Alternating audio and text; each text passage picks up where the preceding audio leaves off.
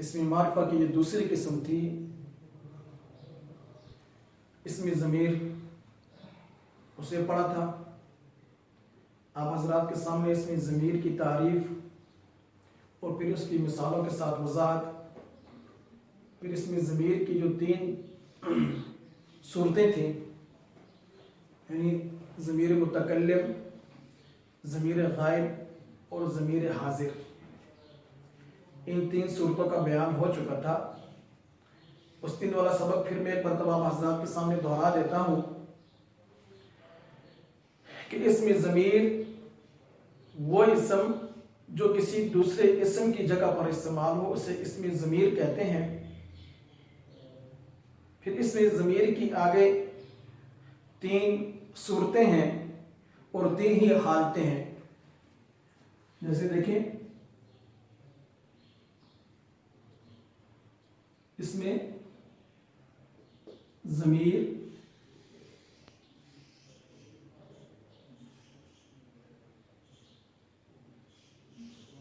اس میں ضمیر کی 3 صورتیں ہیں اور 3 حالتیں ہیں۔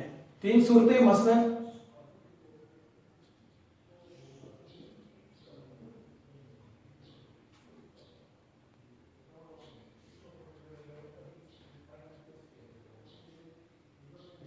متکلم، حاضر یا مخاطب اور غائب، یہ 3 صورتیں ہیں۔ اس میں ضمیر کی جو 3 صورتیں تھیں، ضمیر متکلم، حاضر اور غائب۔ متکلم وہ ضمیر جو کلام کرنے والا اپنے لیے استعمال کرتا ہو، حاضر وہ ضمیر جو سامنے موجود شخص کے لیے استعمال ہو، اس کو ضمیر حاضر کہتے ہیں یا مخاطب بھی بولتے ہیں اس کو۔ اور ضمیر غائب اس ضمیر کو کہتے ہیں کہ جو کسی غیر موجود شخص کے لیے، جو مجلس کے اندر محفل کے اندر موجود نہ ہو، اس کے لیے جو ضمیر استعمال کی جائے اسے ضمیر غائب کہتے ہیں۔ پھر ضمیر کی 3 صورتیں ہیں، اس میں ضمیر کی 3 صورتیں ہیں، 3 حالتیں ہیں۔ 3 صورتیں متکلم، حاضر اور غائب، اور 3 حالتیں ہیں۔ اس میں ضمیر کی 3 حالتیں ہیں۔ پہلی حالت کو بولتے ہیں حالت فاعلی،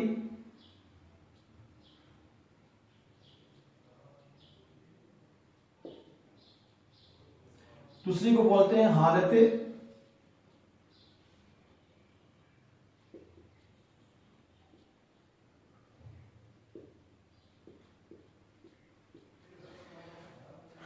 تو اس میں ضمیر کی 3 صورتیں ہیں، متکلم، حاضر، غائب، اور 3 حالتیں ہیں، فاعلی، حالت مفعولی، حالت اضافی۔ یہ نقشہ اپنے ذہن کے اندر بٹھا لیں، آپ کو پوری اس میں ضمیر یاد ہو جائے گی۔ اس میں ضمیر اور اس کے ضمیر کی تعریفات ساری کی ساری آپ کو انشاءاللہ پوری کی پوری ذہن کے اندر بیٹھ جائیں گے، بشرطے کہ آپ یہ نقشہ پورا اپنے ذہن کے اندر بٹھا لیں۔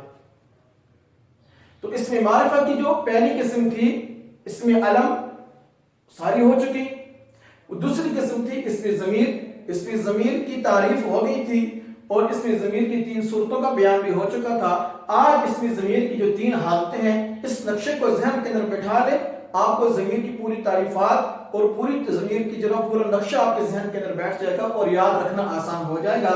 تو اس میں ضمیر کی 3 حالتیں ہیں، پہلی کو کہتے ہیں حالت فاعلی، دوسری کو کہتے ہیں حالت مفعولی اور تیسری کو کہتے ہیں حالت اضافی۔ اب میں ان کی ذرا وضاحت کر دیتا ہوں آپ حضرات کے سامنے۔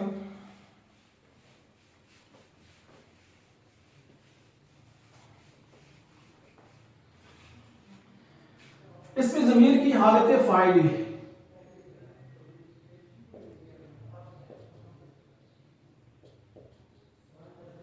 اس کو سمجھنے سے پہلے آپ کو یہ بات سمجھنی ہوگی کہ جو جملہ ہوتا ہے جس کو مرکب تام کہتے ہیں، جملہ، اس کی تعریف یہ ہے، وہ آگے آئے گی، یہ چیزیں تفصیل کے ساتھ آگے آئیں گی، لیکن چونکہ اس کو سمجھنا اس کے سمجھنے کے لیے ضروری ہے، اس کو سمجھنے کے لیے پہلے جملے کا سمجھنا ضروری ہے، پھر فاعل کا سمجھنا ضروری ہے، پھر مفعول کا سمجھنا ضروری ہے، پھر اضافت کا سمجھنا ضروری ہے۔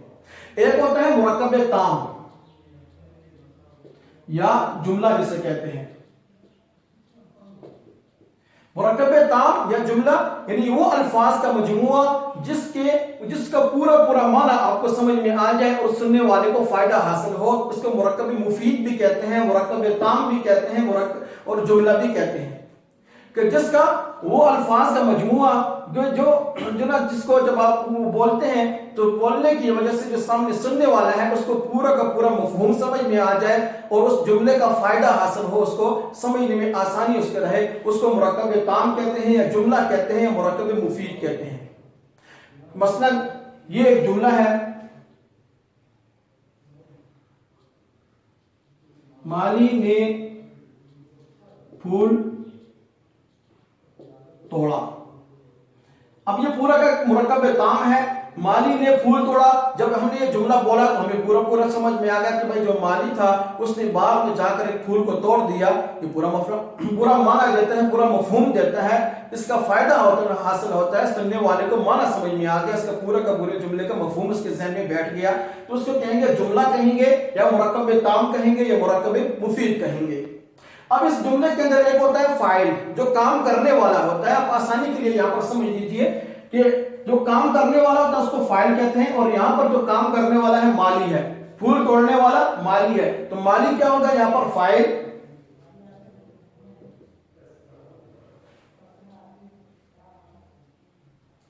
اور اس کام کا اثر جس پر ظاہر ہوتا ہے اس کو کہتے ہیں مفعول۔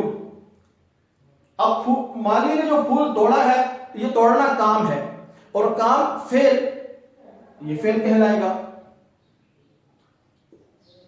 توڑا یہ فعل ہے، مالی فاعل ہے، جو کام کرنے والا اس کو فاعل کہتے ہیں، اور اس کام کا اثر جس چیز پر ظاہر ہوتا ہے اس کو مفعول کہتے ہیں۔ تو یہ پھول، یہ توڑنے کا اثر پھول پر ظاہر ہوا ہے تو یہ پھول کیا ہوگا، مفعول کہلائے گا۔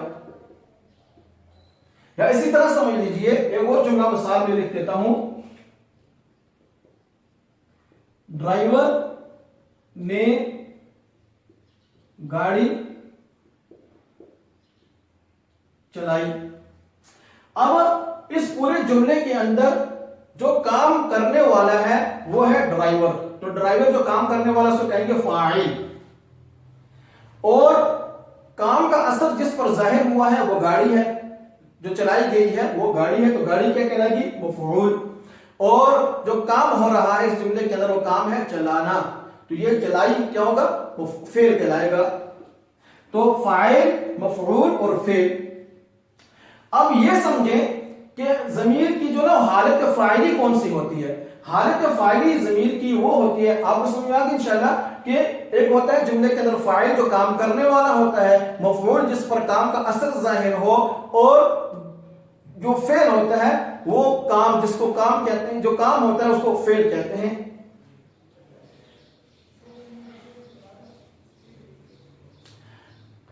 تو حالت فاعلی اس میں ضمیر کی وہ ہوگی کہ جب اس میں ضمیر جملے کے اندر فاعل کی جگہ پر واقع ہو، جب اس میں ضمیر جملے میں فاعل کی جگہ پر استعمال ہو یا واقع ہو۔ مثال کے طور پر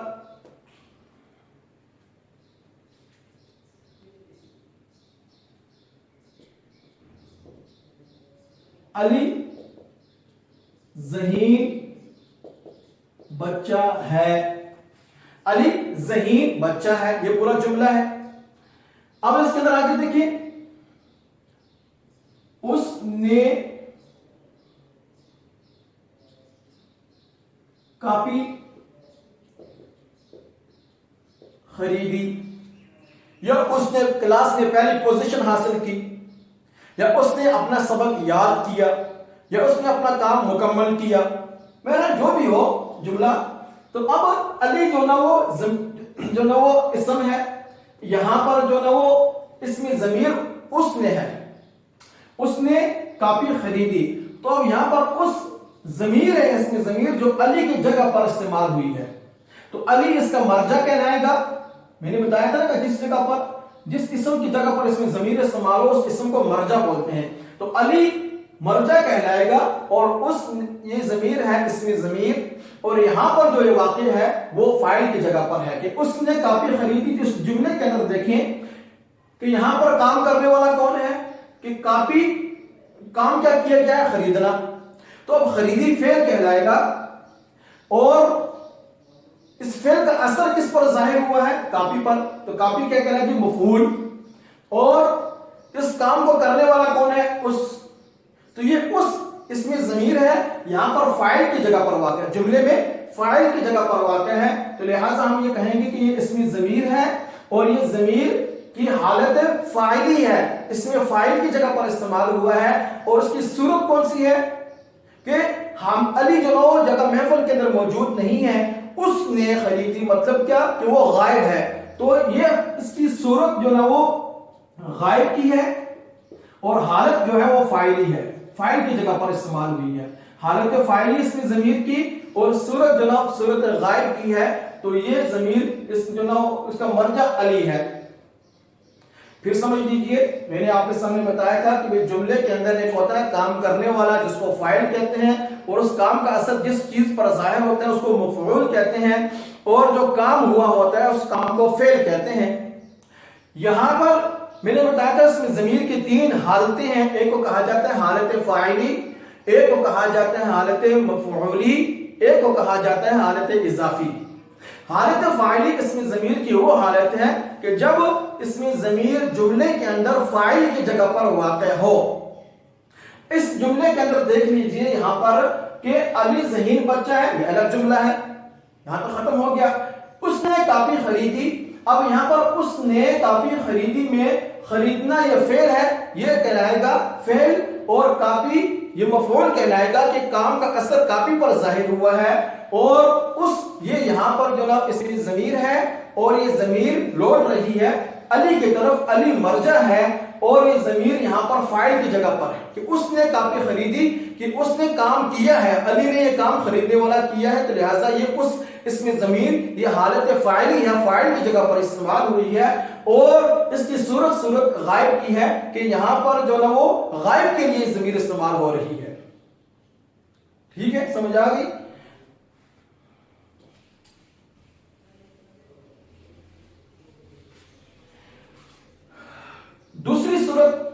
दूसरी हालत जो है इसमें ज़मीर की वो हालत मफऊली है।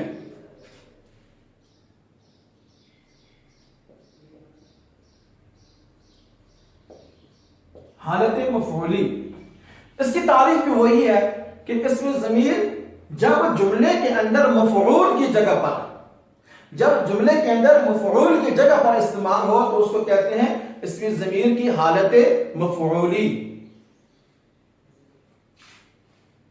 मफऊल की जगह पर इस्तेमाल हो। मिसाल के तौर पर समझिए, मिसाल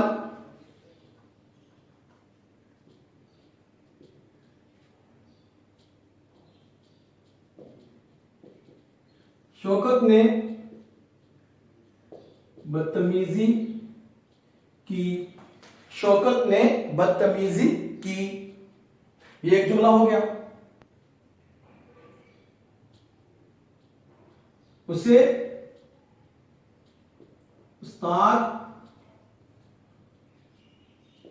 उस्ताद ने उसे सजा दी। अब ये पूरा जुमला है, यहां तक मुकम्मल हो गया। उस्ताद ने उसे सजा दी। इस जुमले के हमें पहले फेल, फाइल और मफूल समझना है कि यहां पर जो काम है वो क्या है? सजा देना। सजा देने वाला काम जो है ये फेल है। तो ये फेल, इस काम को किया किसने? उस्ताद ने। उस्ताद फाइल कहलाएगा, सजा देना ये फेल है, और इस फेल का असर किस पर जाहिर हुआ है? उसे पर। उसे, ये इसमें ज़मीर है, और इस काम का असर जाहिर हुआ है उसे पर, तो उसे कहलाएगा मफऊल, कि ये मफऊल की जगह पर वाक़ है। तो ये इसमें ज़मीर की हालत मफऊली है, हालत मफऊली उसे इसमें ज़मीर की।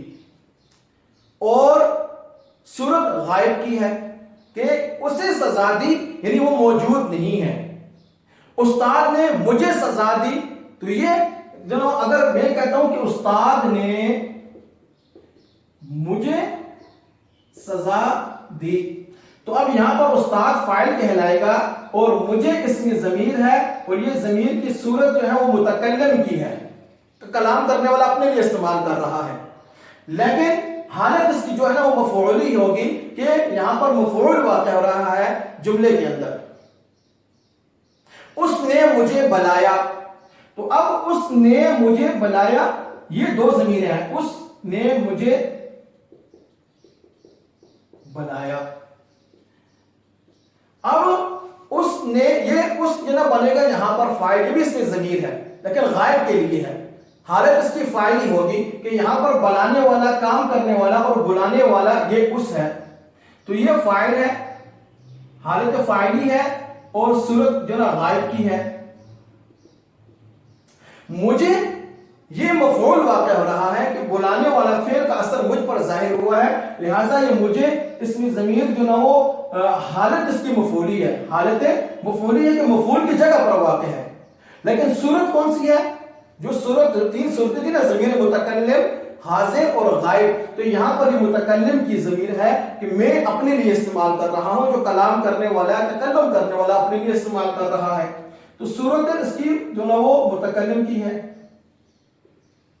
اور حالت اس کی مفعولی ہے، اور بلایا یہ فعل ہے، یہ فعل کہلائے گا.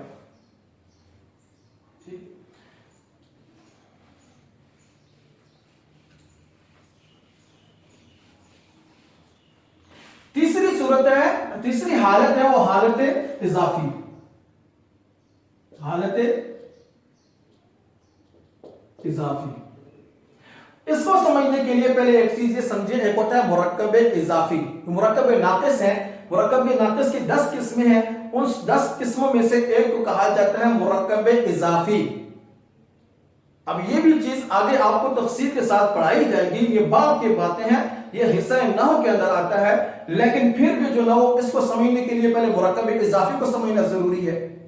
مرکب اضافی کی پہلے تعریف سمجھیں کہ مرکب اضافی کس کو کہتے ہیں. مرکب اضافی، مرکب اضافی وہ ہوتا ہے، یہ مرکب ناقص کی قسم ہے. اب مرکب ناقص کہتے ہیں وہ کلام، وہ جملے کا وہ حصہ جو سنتے ہیں، الفاظ کا وہ مجموعہ کہ جو جس کو سن کر آپ کو فائدہ حاصل نہ ہوتا ہو یا جس کا پورا مطلب سمجھ میں نہ آتا ہو، اس کو مرکب ناقص کہتے ہیں.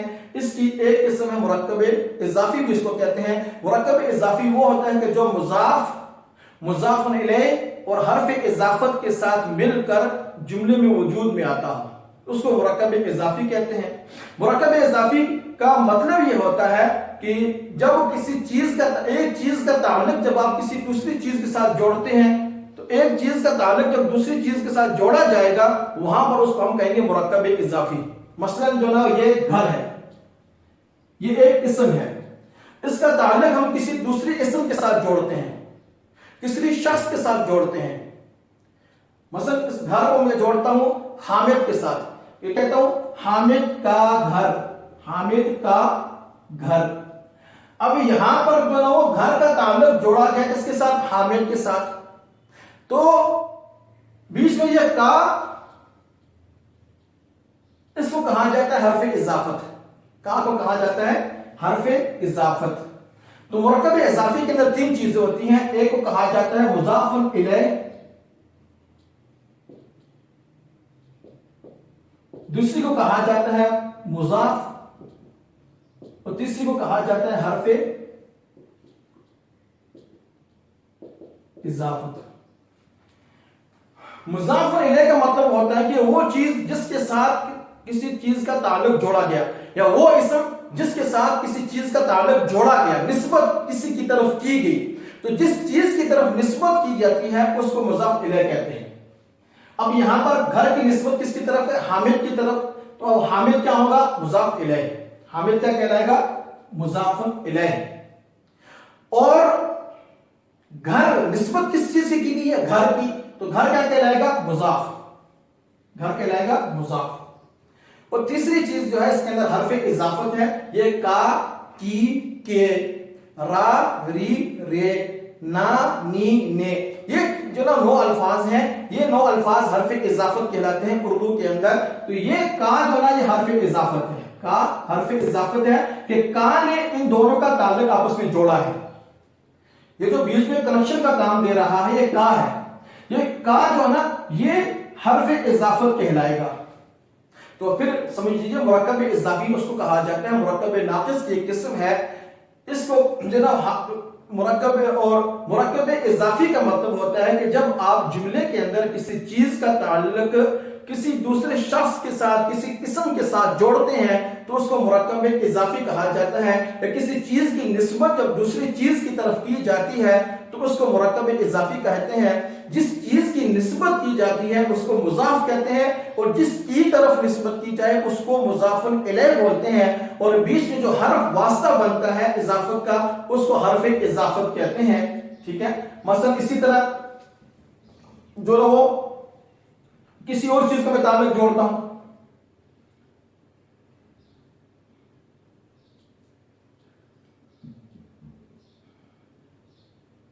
مثلا کام ہے. اب کام ہے ایک اسم ہے، اس کا تعلق میں نے جوڑا کس کے ساتھ؟ سکول کے ساتھ. تو ہوگا سکول کا کام، سکول کا کام. اب یہاں پر کام بھی ایک اسم ہے، سکول بھی اسم ہے. نسبت کام کی گئی ہے سکول کی طرف، سکول کی طرف کام کی نسبت کی گئی ہے. تو یہاں پر سکول مضاف الیہ کہلائے گا کہ جس کی طرف نسبت کی جائے وہ نسبت منسوب الیہ جس کو کہا جاتا ہے وہ مضاف الیہ ہے. کہ نسبت جو ہے سکول کی طرف کی گئی ہے کام کی، تو سکول مضاف الیہ ہے اور کام مضاف کہلائے گا کہ کام کی نسبت سکول کی طرف کی گئی ہے. اور کا جو ہے یہ حرف اضافت ہے اور اس کو حرف اضافت کہیں گے. مثلا ایک لفظ ہے روشنی، یہ ایک اسم ہے، اس کی نسبت ہم کرتے ہیں گاڑی کی طرف، تو کیا ہوگا؟ گاڑی کی روشنی. اب روشنی کی نسبت گاڑی کی طرف کی گئی ہے تو گاڑی مضاف الیہ کہلائے گا کہ نسبت اس کی طرف ہو رہی ہے. اور کی جو ہے یہ حرف اضافت ہے اور روشنی مضاف کہلائے گا کہ روشنی کی نسبت گاڑی کی طرف کی گئی ہے. اتنا جو ہے حالت اضافی کو سمجھنے کے لیے اتنی چیز کا سمجھنا کافی ہے انشاءاللہ. باقی آگے جو ہے بسا اوقات جو ہے اسم ضمیر بھی استعمال ہوتی ہے، مرکب اضافی کے لیے اسم ضمیر بھی استعمال ہوتی ہے. مثلا جو ہے میرا گھر. اب یہاں پر میرا اسم ضمیر ہے اور گھر جو ہے یہ اس کی طرف میرا جو ہے مضاف الیہ ہے کہ گھر کی نسبت میرے کی طرف ہو رہی ہے، گھر کی نسبت میرا کی طرف. اب گھر جو ہے اس کو کہیں کہ ہم مضاف، اس کی نسبت میرا کی طرف ہوئی تو میرا کیا ہوگا؟ مضاف الیہ. میرا گھر، اپنی گاڑی، تمہارا سکول. تو یہ حالت اضافی ہے. اب مرکب کی جو ہے اسم ضمیر کی حالت اضافی کو سمجھیے کہ حالت اضافی اسم ضمیر کی وہ حالت ہوتی ہے کہ جب اسم ضمیر کے اندر کسی چیز کا تعلق کسی اسم کے ساتھ جب جوڑا جائے، کہ جب کسی چیز کا تعلق جب کسی اسم کے ساتھ جوڑا جائے تو اس وقت جو ہے وہ اسم ضمیر کو ہم کہیں گے یہ حالت اضافی ہے. جیسے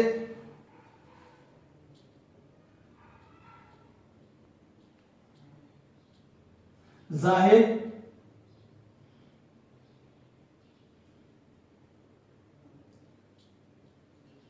اچھا بچہ ہے، زاہد اچھا بچہ ہے، اس کا گھر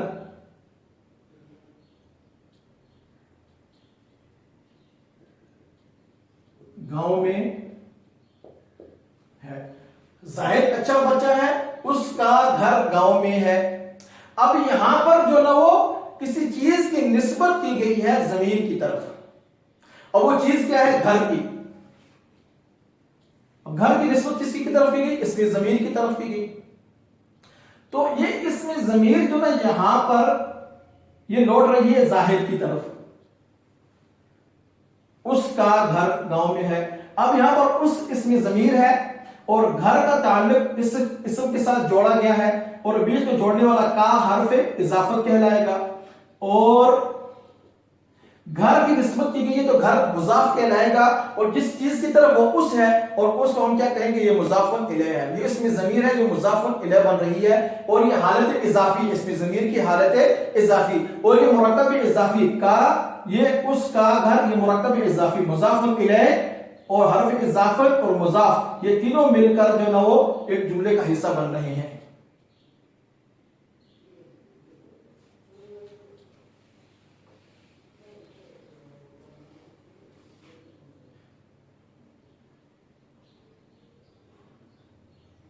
یا اسی طرح اسی جملے کو دیکھ لیجیے پھر، زاہد اچھا بچہ ہے،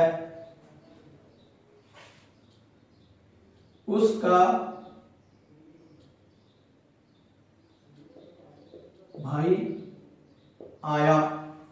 اب اس اسم ضمیر ہے جو لوٹ رہی ہے زاہد کی طرف، اور یہاں پر جو نا اس اسم ضمیر کی حالت اضافی ہے. وہ ہمیں کیسے پتہ چلا؟ کا کی کے جب استعمال ہو، یا را ری رے استعمال ہو، یا نا نی نے استعمال ہو اسم ضمیر کے اندر، تو آسان سی علامت ہے کہ ہم وہاں پر کہیں گے کہ یہ اس ضمیر کی اس حالت اضافی ہے. کا کی کے یا را ری رے یا نا نی نے، جب اسم ضمیر کے ساتھ یہ الفاظ استعمال ہو تو اس وقت ہم کہیں گے کہ یہ ضمیر اسم ضمیر کی حالت اضافی ہے. یہاں پر کا استعمال ہوا ہے، یہاں پر کا استعمال ہوا ہے، تو اب یہاں پر کا اس میں حرف اضافت ہے، اس نے بھائی کا تعلق اس کے ساتھ جوڑا ہے، اس اسم ضمیر ہے، تو بھائی کیا کہلائے گا؟ اس کا یہ نسبت کی گئی ہے بھائی کی اس کی طرف، تو بھائی کہلائے گا مضاف، اور اس مضاف الیہ ہے، اور کا حرف اضافت ہے. اور یہ مرکب اضافی ترکیب اس کی یوں ہوگی کہ اس کا بھائی، تو مضاف الیہ حرف اضافت اور مضاف، یہ تینوں مل کر مرکب اضافی ہوا، مرکب ناقص ہوا، اور یہ فاعل بنا آیا فعل کا. تو یہ حالت اضافی ہے اس کی. یا اسی طرح زاہد اچھا بچہ ہے، اس کی کاپی یا اس کی گاڑی مہنگی ہے. اب زاہد اچھا بچہ ہے، اس کی گاڑی، اب گاڑی کی نسبت کی گئی ہے اس کی طرف، تو یہ کی بیچ میں حرف اضافت ہے، اس جو نا مضاف الیہ ہے، اور گاڑی یہاں پر جو نا وہ مضاف کہلائے گا، اور یہ حالت اضافی ہے اس میں ضمیر کی جو تیسری حالت ہے، حالت اضافی. اب بورڈ کی طرف آپ غور سے سمجھیں کہ میں نے بتایا تھا اسم ضمیر کی تعریف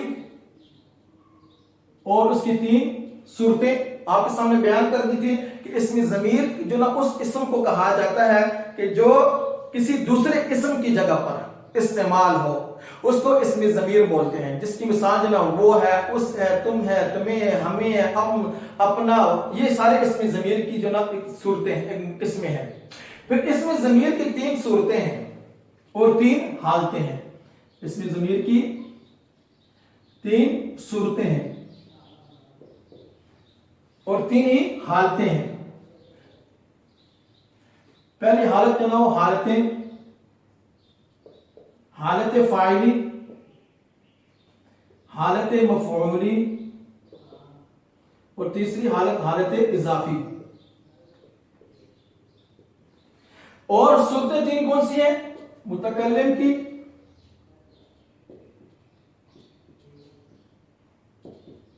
مخاطب کی، اور غائب. یہ نقشہ آپ اپنے ذہن میں بٹھا لیجئے، آپ کو پوری اسم ضمیر یاد ہو جائے گی. ٹھیک ہے، تو صورت متکلم کی کہ جب اسم ضمیر جو نا وہ کلام کرنے والا اپنے لیے استعمال کرے، جیسے مجھے ہے، ہم ہے، میں ہوں، یہ جو نا الفاظ کیا کہلائیں گے؟ ضمیر متکلم کہلائے گا کہ کلام کرنے والا اپنے لیے استعمال کرتا ہوں. دوسرا ہے مخاطب، جو آپ کے سامنے موجود آدمی ہے، جس کے ساتھ آپ بات چیت کر رہے ہیں، جو آپ کی محفل کے اندر موجود ہے، یا اس کے لیے آپ ضمیر استعمال کریں گے. مخاطب کے لیے اس کو جو نا وہ صورت جو نا وہ مخاطب کی ضمیر کہلائے گی. اور اس کی مثال جیسے تم ہے، تو ہے، آپ ہے. اور غائب جیسے وہ، اس کے غیر موجود شخص کے لیے جب استعمال ہو ضمیر. اور تین ہی حالتیں ہیں اسم ضمیر کی. پہلی حالت فاعلی کہلاتی ہے کہ جب جملے کے اندر فاعل کی جگہ پر اسم ضمیر استعمال ہو تو اس کو حالت فاعلی بولتے ہیں. حالت مفعولی کہ جب جملے کے اندر جو نو ضمیر اسم ضمیر مفعول کی جگہ پر استعمال ہو تو اس کو حالت مفعولی کہتے ہیں. اور تیسری ہے حالت اضافی کہ جب اسم ضمیر کے ساتھ کسی چیز کا تعلق جوڑا جائے، جب کسی چیز کا تعلق اسم ضمیر کے ساتھ جوڑا جائے تو اس کو حالت اضافی کہتے ہیں. جیسے میں نے بتایا تھا اس کا بھائی، اب بھائی کا تعلق اس کے ساتھ جوڑا گیا ہے، اس اسم ضمیر ہے تو یہ کہلائے گا جناب اسم ضمیر کی حالت اضافی کہلائے گا. یہ جناب اسم ضمیر کی پوری تفصیل آپ کے سامنے آ گئی ہے. اس کے علاوہ اسم ضمیر کے اندر بہت ساری بحثیں اور بھی ہیں، لیکن وہ باتیں جو نا وہ دور اذکار ہیں، لہٰذا اس کی طرف توجہ نہ دی جائے. اگر اس کی طرف ہم نے جو نا دھیان دیا تو آپ کا ذہن تشویش میں پڑ جائے گا اور آپ کو پورا کا پورا جو نا وہ سبق یاد رکھنا اور ان چیزوں کو سمجھنا آپ کے لیے مشکل بن جائے گا، آپ کے لیے بوجھ بن جائے گا. انشاءاللہ یہ بات یہاں تک آپ کے لیے کافی اور شافی ہے. آپ اس کو یاد رکھیں، اس نقشے کو ذہن نشین کریں اور ان چیزوں کو سمجھنے کی کوشش کریں. ریٹن فارم کے اندر آپ کو کام عنقریب انشاءاللہ 2 یا 3 دن کے اندر سارا کا سارا اس میں ضمیر، اس میں معرفہ کی پوری اقسام آپ کو لکھی ہوئی گھر کے اندر مل جائیں گی. آپ کا کام یہ ہے کہ اس کو یاد رکھیں اور پھر آگے ٹیسٹ کی تیاری کریں. ایک بار تو پھر آپ کے سامنے شروع سے اس میں معرفہ کی جو 4 قسمیں تھیں ان کے نام لکھ دیتا ہوں. اس میں معرفہ کی 4 قسمیں تھیں: اس میں علم،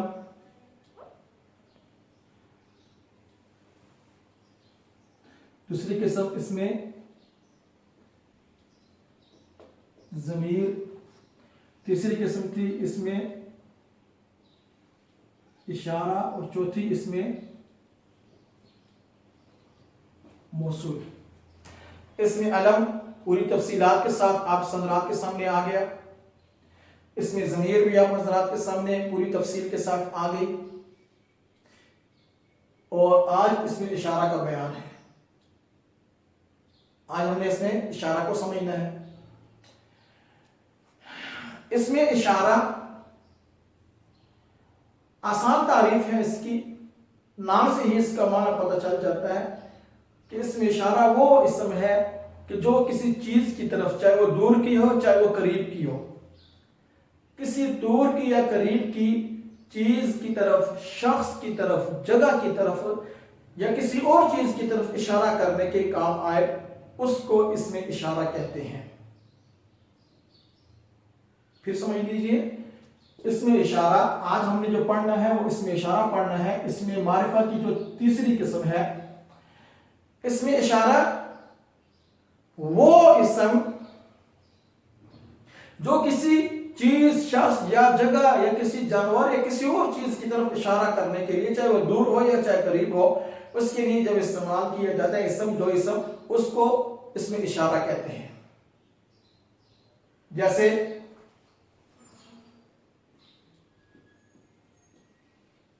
یہ گھر خوبصورت ہے.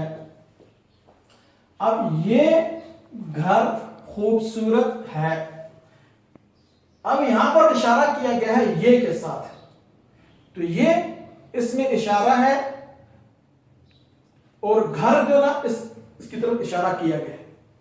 ایک چیز اپنے ذہن کے اندر آپ ذہن میں بٹھا لیجیے کہ جس چیز کی طرف اشارہ کیا جاتا ہے اس چیز کو مشار الیہ کہتے ہیں. جس چیز کی طرف اشارہ کیا جائے اسے کیا کہتے ہیں؟ مشار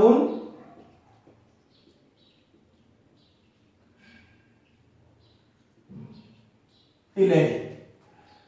اب اشارہ گھر کی طرف کیا گیا ہے تو یہ اس میں اشارہ ہے اور گھر کیا کہلائے گا؟ مشار الیہ. تو یہ اشارہ مشار الیہ. اگلی مثال سمجھیے، وہ لڑکا بہادر ہے. اب وہ اس میں اشارہ ہے، اشارہ کیا گیا ہے وہ لڑکے کی طرف، اور لڑکا مشار الیہ ہے. لڑکا مشار الیہ اور وہ اس میں اشارہ ہے، تو یہ کیا کہلائے گا؟ مجھے اگلی مثال سمجھیے،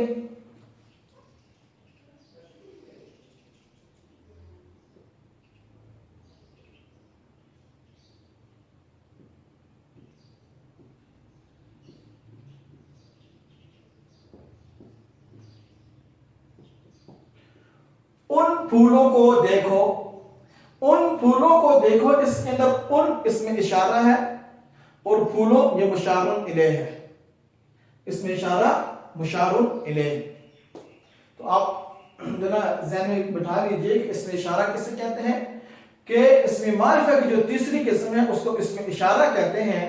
اور اس میں اشارہ کی تعریف یہ ہے کہ وہ اسم آسان سے تعریف ہے کہ جو کسی چیز کی طرف اشارہ کرنے کے لیے، کسی شخص یا کسی جگہ کی طرف اشارہ کرنے کے لیے استعمال ہو اس کو اس میں اشارہ کہتے ہیں.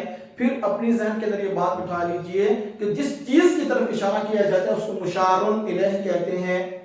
جیسے یہ گھر، اب یہ اس میں اشارہ ہے گھر مشار الیہ. وہ لڑکا، اب وہ اس میں اشارہ ہے لڑکا مشار الیہ.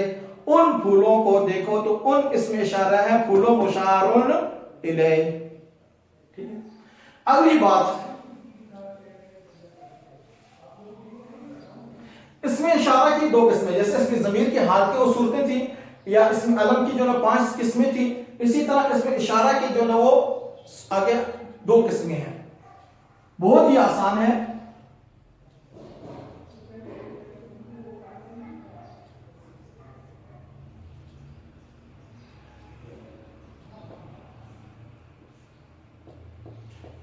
اس میں اشارہ قریب اور دوسری قسم ہے اس میں اشارہ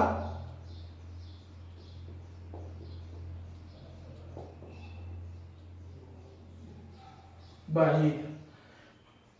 اس میں اشارہ قریب، اس میں اشارہ بعید. اس میں معرفہ کی تیسری قسم اس میں اشارہ، اس میں اشارہ کی 2 قسمیں ہیں، اس میں اشارہ قریب اور دوسری قسم اس میں اشارہ بعید. قریب کا معنی آتا ہے یہ جو نا تعریفوں سے جو نا اس کی جو نام سے ہی جو نا اس کی تعریف واضح ہو جائے گی، سمجھنا آسان ہے، بہت ہی آسان ہے. قریب کا معنی ہوتا ہے نزدیک، پاس. ٹھیک ہے. تو اس میں اشارہ قریب کا معنی ہوگا کہ وہ اس میں اشارہ کہ جو کسی قریب کی، پاس کی، نزدیک کی چیز کی طرف اشارہ کرنے کے لیے استعمال ہو اس کو اس میں اشارہ قریب کہتے ہیں. جیسے یہ، اس، ان، ٹھیک ہے، وغیرہ وغیرہ، یہ اس میں اشارہ قریب ہے جو قریب کی، پاس کی چیزوں کی طرف. جیسے یہ کتاب مجھے دو، ٹھیک ہے، اس لڑکے کو بلاؤ، ان پھولوں کو دیکھو. تو اس میں اشارہ قریب جو قریب کی چیز کی طرف اشارہ کرنے کے کام آئے. اور اس میں اشارہ بعید. بعید کا معنی ہوتا ہے دور. بعید عربی زبان کا لفظ ہے، اس کا معنی ہوتا ہے دور. تو اس میں اشارہ بعید کا معنی ہوگا کہ وہ اس میں اشارہ کہ جو کسی دور کی چیز کی طرف اشارہ کرنے کے لیے استعمال ہو یا کسی دور کی چیز کی طرف اشارہ کرنے کے کام آئے اسے اس میں اشارہ بعید کہتے ہیں. پھر اس کو سمجھیے کہ اس کی جو نا قسمیں کیا ہیں. مثلا وہ، اس، ان وغیرہ. جیسے وہ لڑکا جا رہا ہے، ٹھیک ہے، یا اس گاڑی کو دیکھو، یا اس درخت کو دیکھو، اور ان لڑکوں کو بلاؤ، یا ان گاڑیوں کو دیکھو، یا ان ستاروں کو دیکھو. تو یہ اس میں اشارہ بعید ہے. ٹھیک ہے. تو اس میں معرفہ کی جو تیسری قسم تھی اس میں اشارہ، تو اس میں اشارہ کی تعریف بھی بہت آسان ہے اور یہ یاد رکھنا بھی بہت آسان ہے. ایسی 2 قسمیں ہیں. اس میں اشارہ کس کو کہتے ہیں کہ وہ اسم جو کسی چیز کی طرف اشارہ کرنے کے لیے استعمال کیا جائے، چاہے وہ چیز قریب ہو چاہے وہ چیز دور ہو. پھر اس میں اشارہ کی 2 قسمیں ہیں. اس میں اشارہ قریب، نزدیک، پاس والا، اور اس میں اشارہ بعید، دور والا. اس میں اشارہ قریب کی تعریف ہوگی کہ وہ اسم کہ جو وہ اس میں اشارہ جو کسی قریب کی یا نزدیک کی چیز کی طرف اشارہ کرنے کے لیے استعمال ہو اس کو اس میں اشارہ قریب کہتے ہیں. جیسے یہ، اس، ان. اور اس میں اشارہ بعید جو دور کی چیز کی طرف اشارہ کرنے کے لیے استعمال ہو، جیسے وہ، اس، ان وغیرہ وغیرہ. یہ اس میں اشارہ کی 2 قسمیں ہیں. انشاءاللہ یہ آپ یاد رکھیں، ذہن میں رکھیں. اس کے اندر ایک بنیادی فرق اور بھی ہے، ایک چیز سمجھنے کی ہوتی ہے، وہ عام طور پر جو وہ ٹیچرز بتاتے نہیں ہیں بچوں کو، وہ ہے اس میں ضمیر اور اس میں اشارہ میں فرق. جیسے دیکھیں یہ اس میں اشارہ تھا، وہاں پر بھی آیا، اس میں ضمیر میں بھی آیا تھا، اور وہ اس میں ضمیر میں بھی آیا تھا. جیسے حامد اچھا بچہ ہے، وہ روزانہ اسکول جاتا ہے. اب حامد اچھا بچہ ہے، وہ روزانہ اسکول جاتا ہے. اب ہمیں کیسے پتہ چلے گا کہ یہ اس میں ضمیر ہے یا اس میں اشارہ ہے؟ اس کے اندر ہم فرق کیسے کریں گے؟ اس چیز کو سمجھنے کے لیے آپ نے پہلے اسم ضمیر کو، اسم اشارہ کو پہلے سمجھنا ضروری ہے۔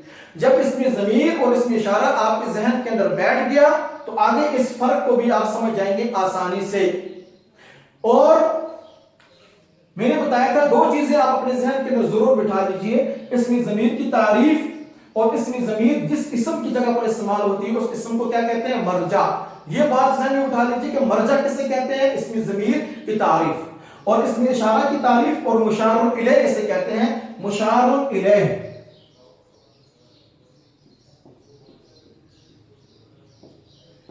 کسے کہتے ہیں کہ جس چیز کی طرف اشارہ کیا گیا اس کو مشار الیہ کہتے ہیں۔ جب یہ چیزیں دو آپ کے ذہن کے اندر مرجع، مشار الیہ، اسم ضمیر اور اسم اشارہ کی تعریف اچھی طرح سے ذہن میں بیٹھ گئی تو آپ کو اسم ضمیر اور اسم اشارہ میں فرق واضح طور پر محسوس ہو جائے گا۔ وہ چھوٹا سا فرق ہے انشاءاللہ وہ اگلے لیکچر کے اندر میں آپ حضرات کے سامنے بیان کر دوں گا، لیکن اس کے لیے پہلے ان چیزوں کو سمجھنا، ذہن میں رکھنا، بٹھانا بہت ضروری ہے۔ انشاءاللہ وہ اگلے لیکچر کے اندر تفصیل کے ساتھ آپ کے سامنے وہ بات پوری کی پوری تفصیل کے ساتھ آ جائے گی۔